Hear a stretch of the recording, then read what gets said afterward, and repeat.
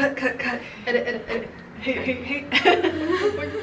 Alright. We're your hosts, Yvette Tan. Wait, you're not gonna start that over? I can't do this! Well, welcome back to the Coffee or Tea podcast. Stop! You can't laugh! Is that like an example of something we edit out? Yeah. Cold brew, macchiato, latte, americano. Iced tea, hot tea, milk tea, fruit tea. We're your hosts, Yvette Tan and Mary Kim, and this is the Coffee or Tea podcast. Well, welcome back to the Coffee or Tea podcast. We're your hosts, Yvette Tan and Mary Kim, here on a beautiful afternoon in sunny San Diego. And we have a special treat for you all today. Yes, Mary. Today we have our very first guest to the podcast. Our guest is a longtime friend, animal lover, San Diego native, an undeniably hard worker. She's going to share with us her personal journey through the veterinary application process, her stumbling blocks along the way, and what motivates her to keep going despite the challenges that come in the field of medicine. So, without further ado, we have Esther Lee. Woo! You are our first guest on this podcast. This podcast that is officially 2 episodes old. Yes. And we're really excited to have you because I have known Esther since probably before we remember, but our friendship didn't really flourish until probably college. Yeah. Because you guys went to school together. Yeah, we went to SDSU together, yeah. But yeah, so Esther and I have known each other for a long time, but somehow in that period of our friendship, Yvette kind of found her way in too. It's because you introduced me to Life Fellowship, and that's where I got to know Esther as well. Yes. And that was our college fellowship. Yes, Life Fellowship is not found in every single college, so don't try looking for it if you want to.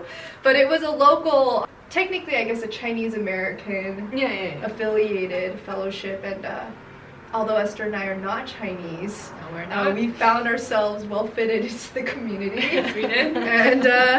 And so we met. Yeah, and now we're here. Now we're all friends. But anyway, so this is a question we'll be asking all our guests because this is the title of our podcast. Yes.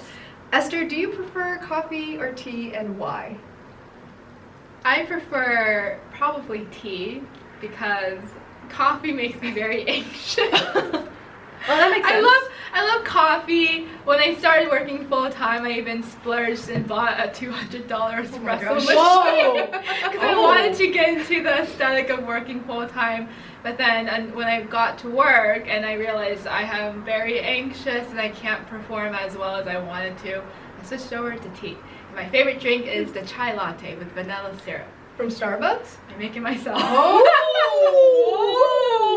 Whoa! Well, it's actually a pretty special occasion because we decided to go to Starbucks today.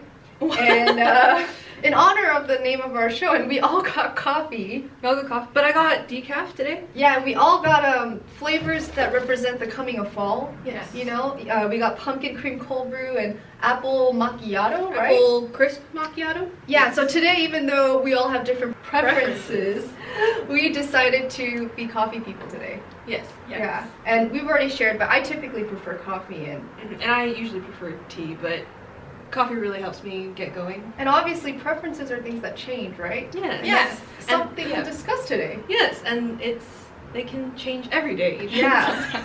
And sometimes even your career preferences can change, right? Another thing we'll dabble in today as well. Yes. So if you're intrigued, keep on listening. Yeah, so why don't we just jump right into it?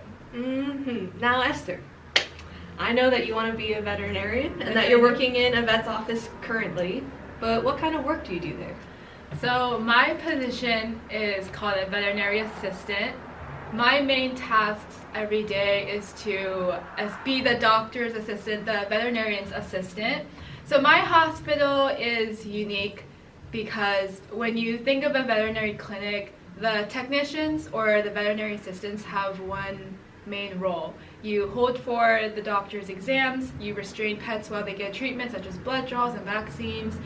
You can be the one monitoring during anesthesia. So my hospital is different because we have 2 separate veterinary assistants. We have the treatment techs and we have the room techs. I am a room tech, And my main job is to be the assistant that helps during the exams and to make sure that each appointment gets followed through all the way. We live in the perfect country for vets, right? Everyone has a pet in this country. I don't have a pet. I'm sorry, vet. Yeah. I don't have a pet either. Well. But it is on my agenda. The first thing I'm going to do, if and when I do get accepted to school, I'm going to adopt an animal. I love how you said if and when, because she will be getting into vet school, and we're hoping that when that time comes, we can bring her back. We believe. We believe. We know. So if you believe in Esther, give her some prayers, send her some Venmos, help her please. What would you say are your favorite aspects of your job? Or also least favorite aspects?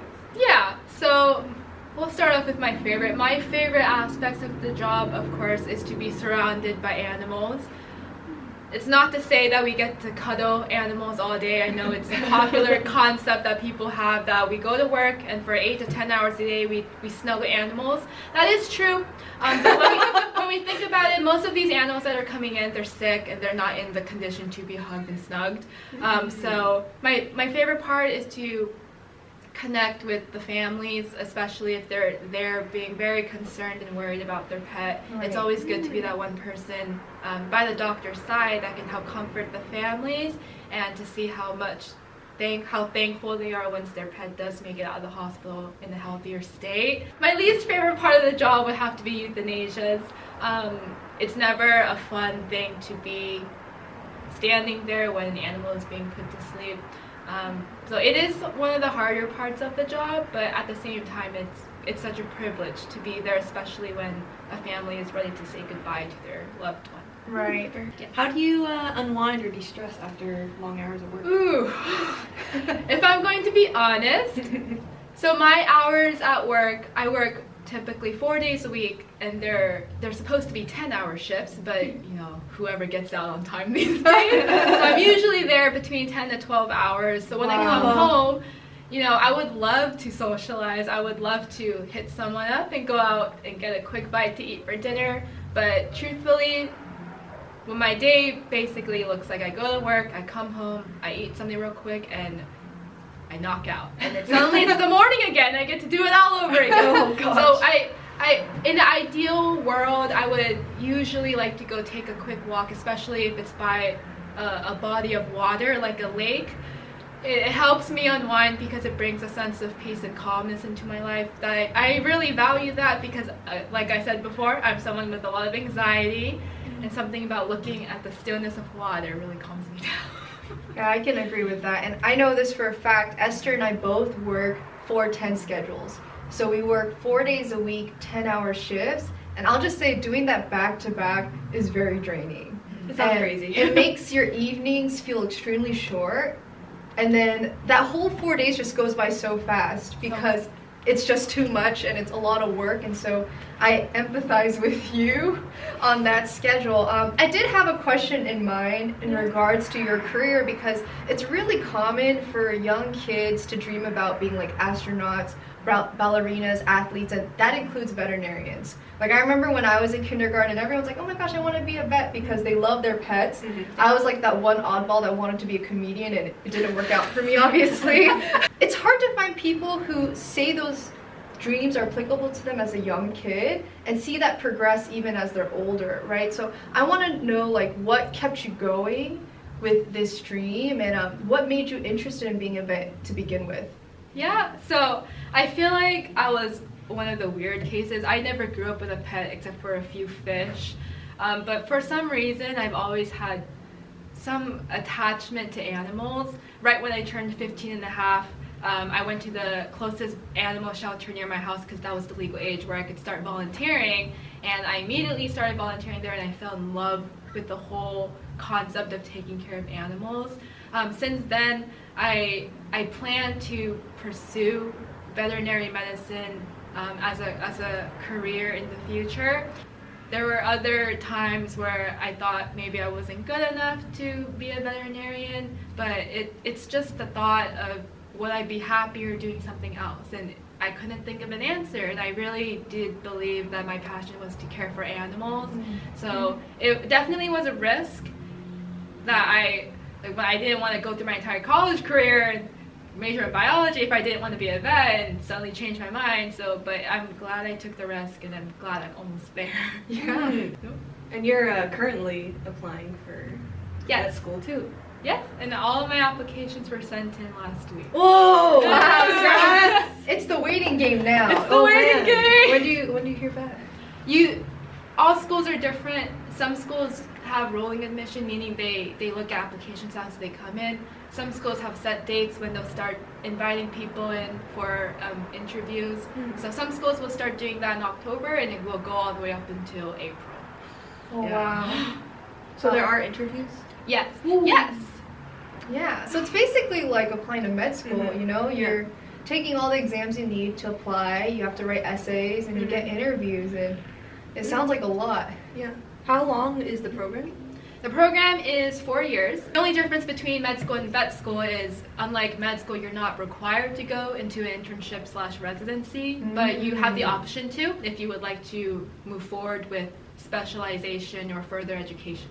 Now we have to also understand that vet school is not just about pets, right? So what kind of animals are you thinking about when you're thinking of vet school? That's an interesting question. In the beginning, when I wanted to be a vet, I primarily wanted to work with dogs and cats. Right.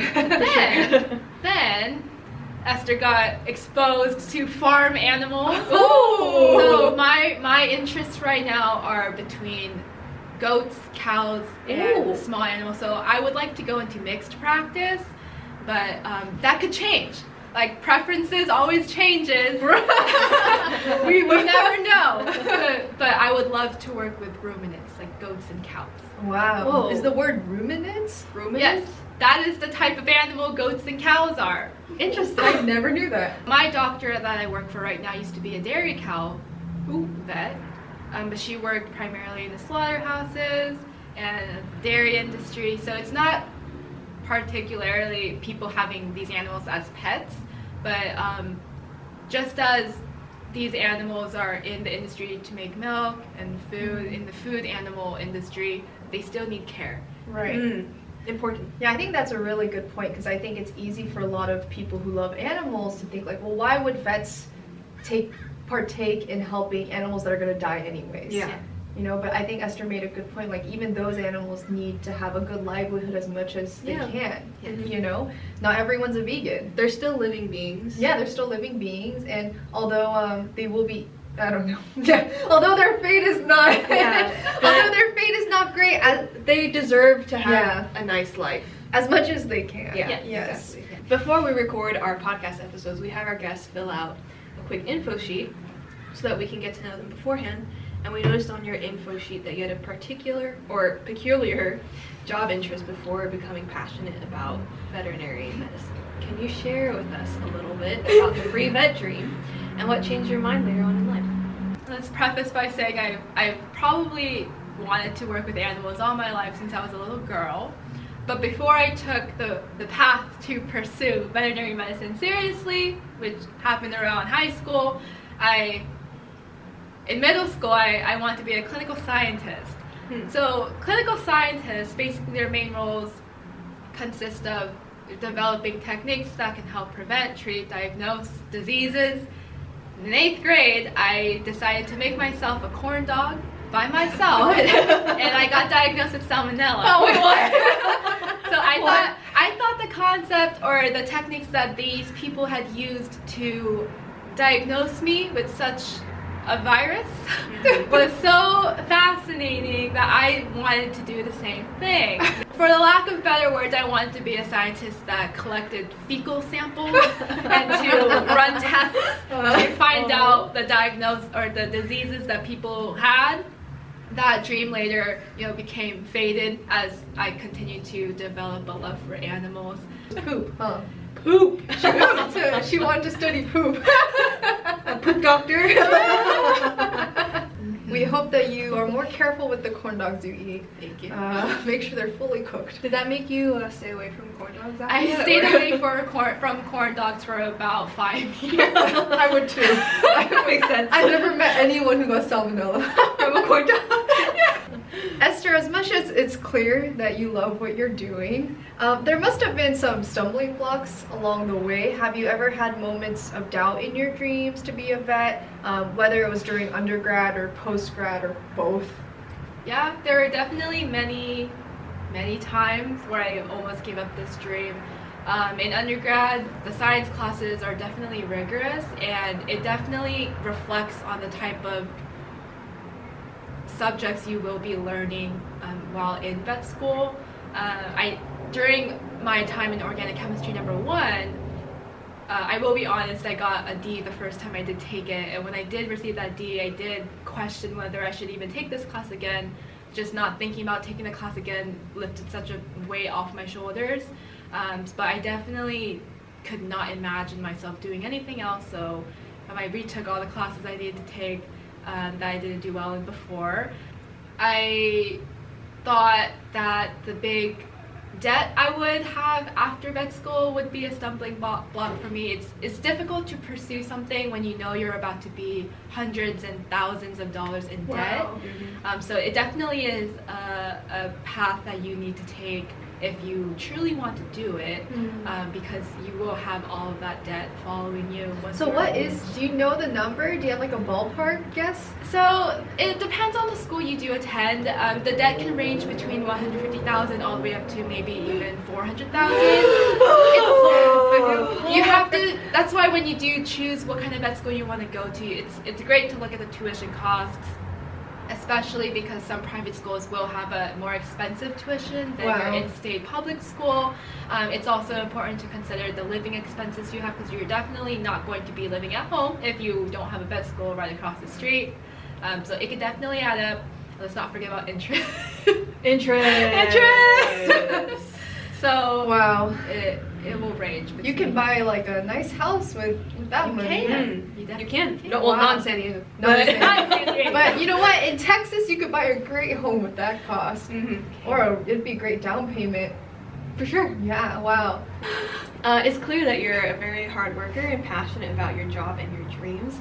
But what are some of your values and beliefs that have motivated you during this period?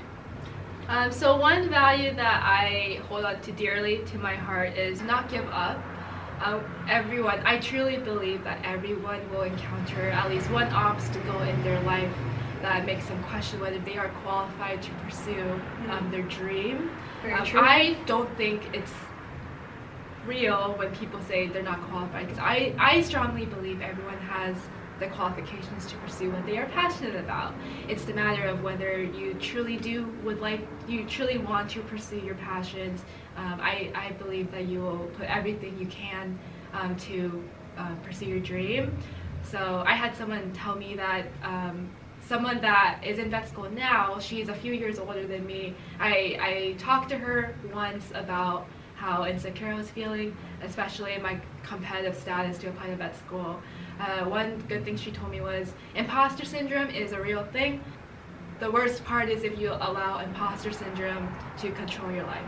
So you're going to be surrounded by people who you think are better than you regardless, but it's the matter of whether you remember that you guys are all on the same journey, but you guys are taking different routes. Right. And it's not going to look the same for everyone, and that's okay, because in the end, as long as you reach where you want to be, that's all that matters. That's so real. That's so true. Imposter syndrome, like when I was in grad school. Wow.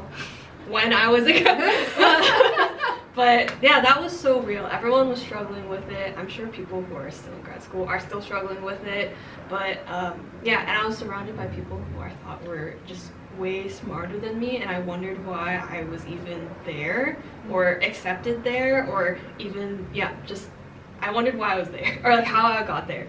But sometimes you just have to be both realistic but also idealistic, like like know yourself but also know that you're not just an imposter. You can do whatever you want to do. Right. And I think that makes me want to ask this question of like, obviously we always compare ourselves to people. I think it's something we grow up with as kids and we carry with us until we're older. But since you're going, we believe you're going into vet school. We know. We're speaking it into existence. But what do you think is a quality that you have that does exceed other people? Like one of your strong points? That's a good question, and I'm pretty sure this question will come up in the interviews. Prep Oh my gosh. But I think one qualification that I have, I can't speak for whether other people have this or not. They might, maybe they don't. But I believe that I am strong in a sense, not physically, not only mentally, but emotionally, not when it comes to standing by the owner's side when they're euthanizing a pet, or when you're given, a dog that had just recently died the other day. But I believe that I have the ability to immediately get back up after falling. Wow. And that's something that I definitely had to grow into.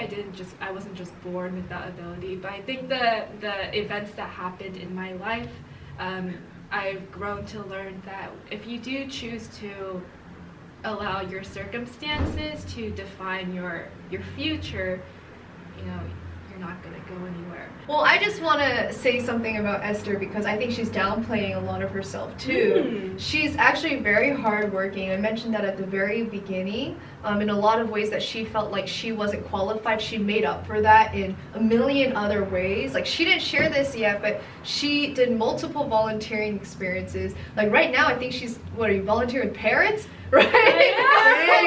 And she drives to the middle of nowhere. Like there's a part in San Diego. Is it Hamul? Is that where you go? It's Hamul. Hamul. What? I've never heard of it. Never heard of it. It's like Hamul is this middle of nowhere desert land in San Diego County. She volunteers at a parrot sanctuary, and there was a period of her time too before her applications where she did 2 different kinds of volunteering while working full time, while also taking additional classes so she could boost up her grades for her application.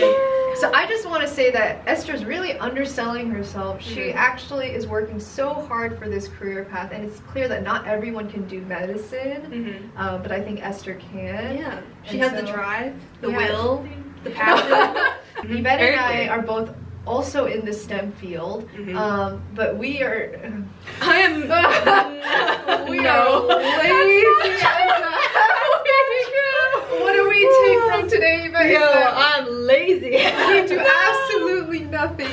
We simply do the podcasts that a million other people in the world are I go home and I watch Korean dramas and that's it. That's true. What are you watching nowadays, Yvette? Watching Hometown Cha-Cha-Cha with Kim Sun-ho and Hometown Shin-Mina, and I love it. The vibes are so good. I just want to say that there's an irony to this whole situation. Yvette's the only non-Korean in this group. She's the only one in this group who watches Korean dramas, so if that says anything. Yeah, very interesting. You have some good news, don't you? I'm employed now. Woo! Yes, yes, yes. I haven't started work yet, but in like a week or something. Yeah, within that short period of time between our episodes, Yvette has gotten a job, and we are extremely happy for her. We've had a lot of good discussions today, and I think Esther shared a lot about who she is as a person and her experience in applying for vet school. Esther, is there anything that you want to share with anyone who's listening who's interested in vet school or wants to apply, like any advice that you could give? Yeah, I think the number one advice I would give as not only a pre-vet student, but as a pre-professional anything, whoever wants to pursue anything of their dreams, I would say just don't give up. I would definitely have someone I would definitely have someone take the risk of pursuing something, and if it didn't work out, then they know, rather than missing out on what could have been the best time of their life. Right. So you can do it. Whoever's out there, I believe in you. And then we're gonna have a good time in the future. Yeah. You just don't know until you try. Yeah, just try. And that's even why Yvette and I started this podcast to begin with, because there's like millions of podcasts out there, and chances are, like, only our parents are gonna listen to this. And maybe some friends. Yeah, hopefully. maybe some really nice friends, you know. But Shout out. we won't know until we Try. Well, Esther, we hope to have you back. Yes. When you get accepted Into into vet school, so that we can kind of interview again and just see how it's been different. yeah. See how what changed. Yeah, so we can't wait to have you back. We know we will. And if she doesn't, she won't be back. No, I'm kidding, guys. She'll get accepted. She'll We're be. not. Yeah, she'll How to be. handle rejection. How to change your dream. That's so sad. How we went back to being a poop doctor. Thank you so much for being our first guest. Thank you for Thank you having for me. being here, Esther. We will see you guys for episode 3. Stay tuned. There's more to come. Yes. And we have another special guest next week. Or next 2 weeks, I guess. Next episode. Next episode. And so make sure you stop by. Bye-bye. Bye-bye.